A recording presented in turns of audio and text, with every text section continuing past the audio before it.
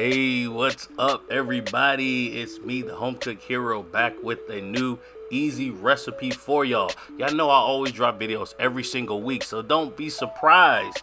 All right, y'all. So today we are making blackened salmon with this easy, creamy rosemary and mushroom cream sauce. Yes, this rosemary mushroom cream sauce is everything that you never knew that you needed in your life. I promise y'all, this stuff is really good, and you don't even have to use it just on blackened salmon. You can use it for other types of protein, on baked chicken. It will really be good. So yeah, y'all, I am not gonna make this complicated, and I'm gonna give you step-by-step instructions on how to achieve the final dish, which I should mention is based on a dish my mother used to make my family growing up, so it really holds a special place in my heart.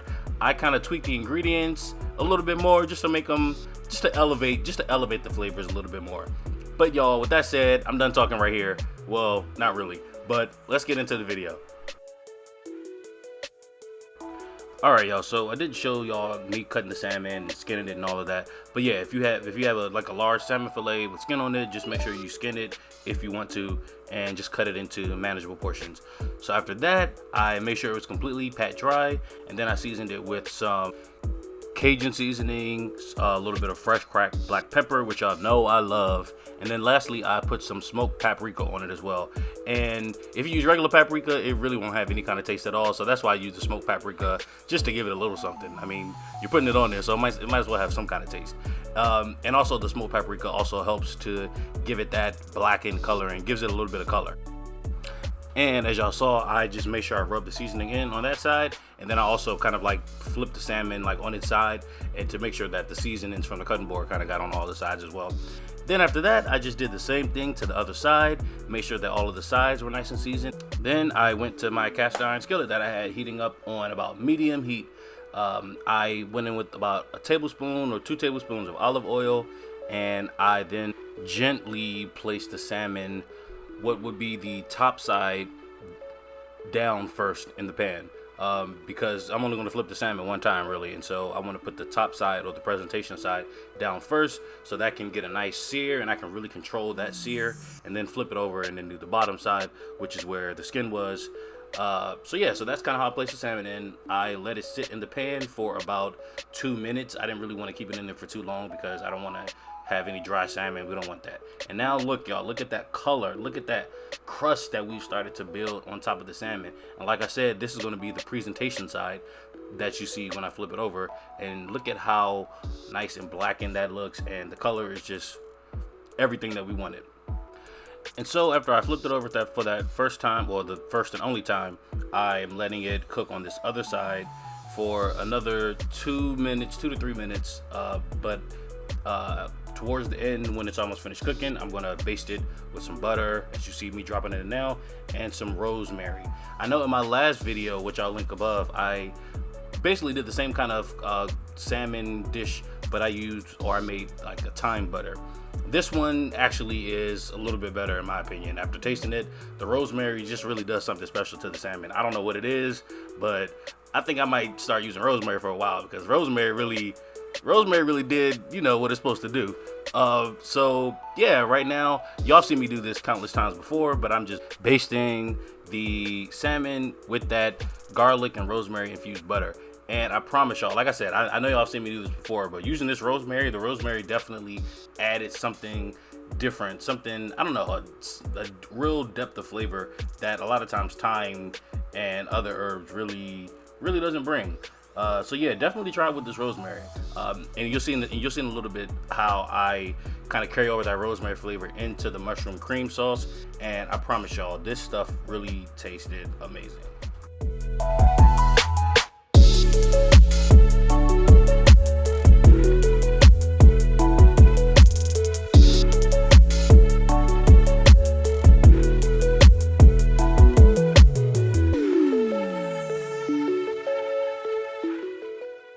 And now, y'all, for this rosemary mushroom cream sauce, I am adding in a couple of tablespoons of butter. Let that just melt for a second, and then I'm going in with some freshly chopped mushrooms. Now, as you see, I left the mushrooms about a quarter of an inch thick. I didn't really want to cut them real fine because if so, it would have just, the mushrooms would have just basically disintegrated in the sauce, and I didn't really want that. And then they were going to kind of shrink up too small, and I still want to bite into a nice meaty mushroom basically. So yeah, I just let the mushrooms kind of saute for a second in that butter, and then I added in another like half or a tablespoon of butter, and then went in with some flour, about 2 tablespoons of flour.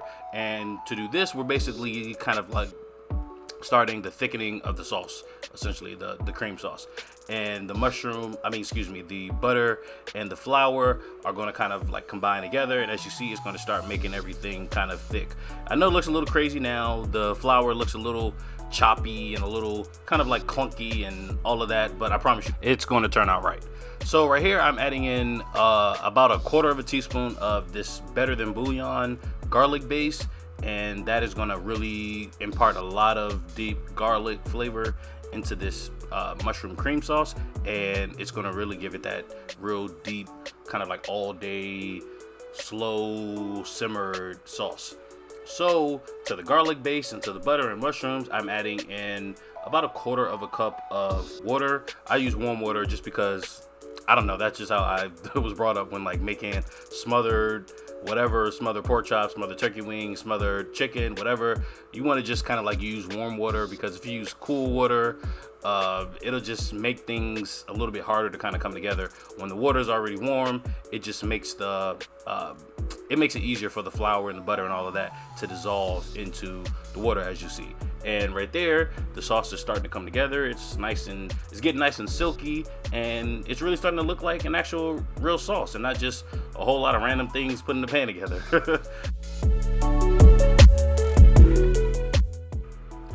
All right, and so now that we have that all together, I am going in with the heavy cream. Yes, the heavy cream, and I think I added just a little bit extra. But the heavy cream is obviously what's really going to really start to like round this sauce out, and is really going to bring it on home basically.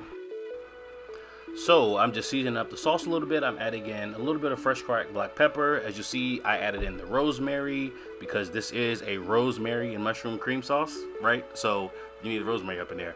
And I prefer to use fresh. Obviously we use fresh rosemary when we were cooking the salmon. And so, as I always say, why not?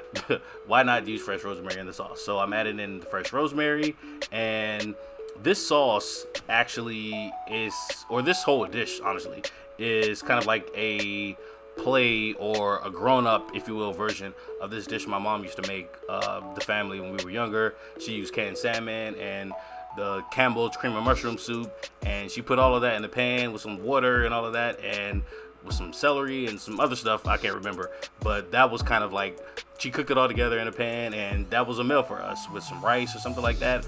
And I wanted to, that dish stuck with me obviously because I'm making something similar now, so I just wanted to kind of do just a grown-up version of that. So instead of the canned Campbell's soup, cream and mushroom soup, I am just making my own mushroom cream sauce.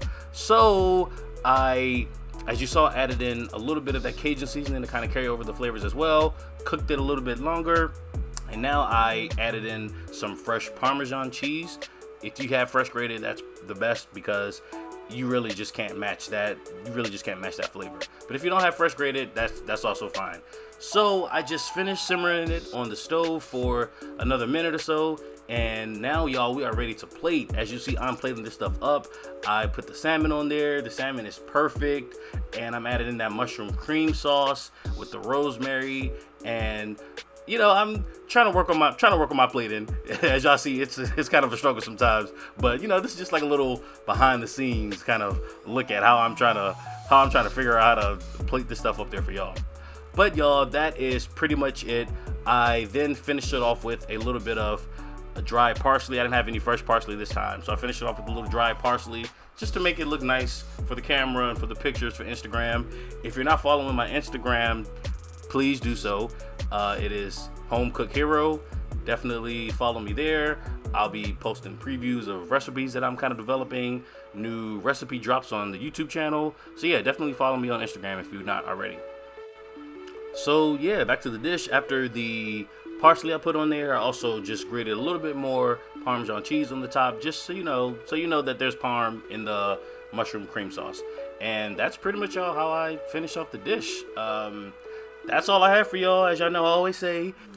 And if you enjoy the video, if you enjoy the commentary, if you will, you can definitely like this video, comment on the channel. You can even subscribe to my channel and click on those bell notifications so you will be notified anytime I upload a new video. I upload new videos weekly, so definitely hit that subscribe button if you want to be notified whenever I drop a new video. So y'all, with that said, I will see y'all in the next video. Later.